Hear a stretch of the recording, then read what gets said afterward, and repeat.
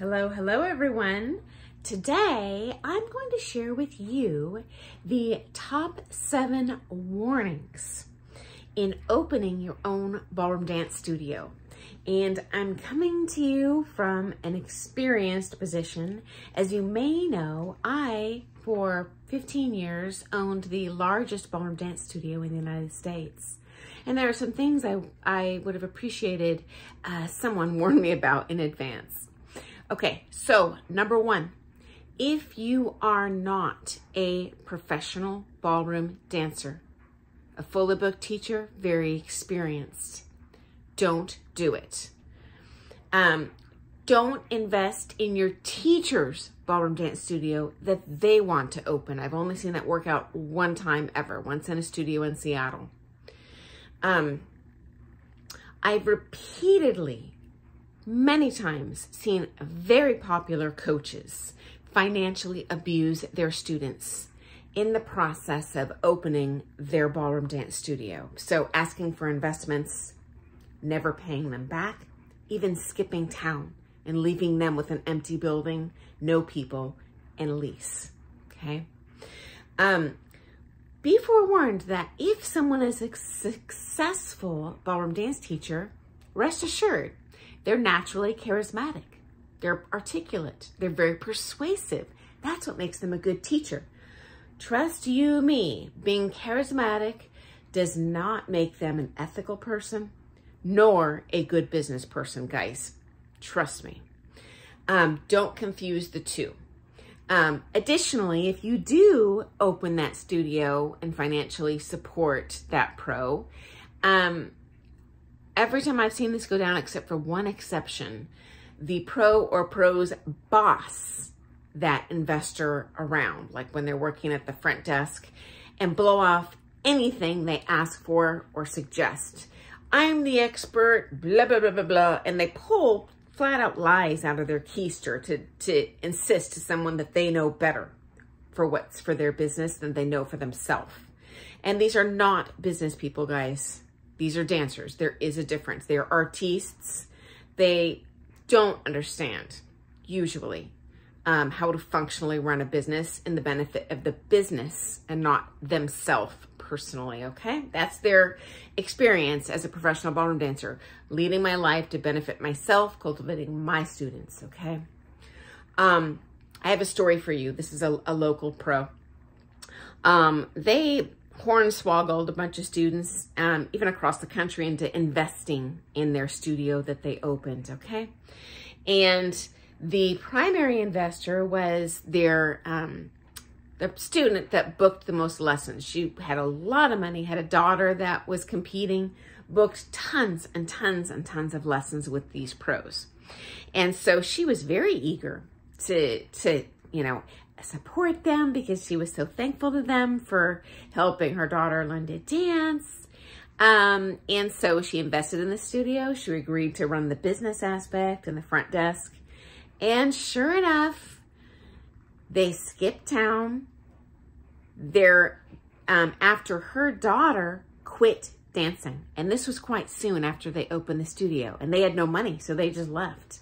And left her holding the bag with a daughter that no longer wanted to dance one iota, and a huge mortgage, and all of these expenses she had spent building the studio, okay? So don't go there. Bad idea. And I found out later from other pros that are friends around the country, studio owners, he had run this, or this couple had run the same scan in more than one city. So they left a wave of destruction across the United States in their path, okay? Okay, number 2, unless you own a chain studio, don't go in there for the love of money, because it's not gonna happen. Very unrealistic. People that own ballroom dance studios do it because they have a passion for dance and promoting dance. It's not a massive profit source. And honestly, some years you'll end up spending money out of your pocket just to keep those doors open, not even pay yourself at all. Trust me, it happens. Okay, number 3, dancing with students is always a joyful, positive experience 99% of the time, okay? So there's a fantasy on the part of the student and sometimes even the teacher that kumbaya, you know, we're all going to get along and owning a studio is going to be great and everyone's going to appreciate me because, you know, as a teacher, your students always appreciate you or they wouldn't be taking from you. Okay, not the case as a studio owner. In my experience and really any pro that I know, the students and honestly more often the teachers are straight up verbally abusive to you, okay? Regardless of how many sacrifices you make, they don't care if you haven't paid yourself in 10 years. They don't think you're doing enough for them. You're not marketing enough. You're not referring enough clients to me. You're not giving me good enough benefits. There was a mistake on one of my lesson bookings this month by your front desk. You need to pay me and them for that lost lesson, yada, yada. And everyone thinks that you're treating everyone else better than you're treating them. It's very stressful, okay, guys? Next up, number 4, you will receive a constant barrage of teachers and students making requests or even demands that are special exceptions. I deserve to take dance lessons here because everyone loves to dance with me. I deserve lower floor fees here because I've been here a long time, because I'm a championship level dancer, because I'm your friend, because I only teach here. Everyone's got their own excuse as to why they should be the exception to the rule. And guys, don't cave to that. Bad idea. Students are mad when you prioritize booking your teachers over booking practice time for them, even if that practice time is free. They could give a rat's butt if the students' lessons that are paying to be there are inferior to their practice time. And just, you know what, get used to it. You're going to be bombarded with requests. You're going to have to say, no, you can't have that, and have confrontation and uncomfortable conversations where you do your best to communicate to people, hey, I'm doing my best here. I have a business to run to. So this is an unfortunate side effect. There's going to be very uncomfortable times, okay? I'll share a personal story. When I opened a studio, I had someone, a leaser, come in to start teaching. And at this time, I had an infant. So my daughter was asleep in the back seat in her car seat. So I just sat outside our front door because you know, heaven knows I don't want to wake her up. It's hard enough to get them to go to sleep. And he stormed out of the ballroom and banged on my window. I, honest to God, was afraid he was going to bust my car window out, screaming at me that he should only be paying floor fees once a week or once a month, and it wasn't fair that I charged him daily. And the reality is he doesn't know that I had another studio friend where he worked in California warn me that this dude skipped town on his studio and left with like 2 months worth of unpaid floor fees. So you know what? People are going to try and bully you and be really rude and mean, frankly. It's just going to happen, okay? Okay, number 5, warning.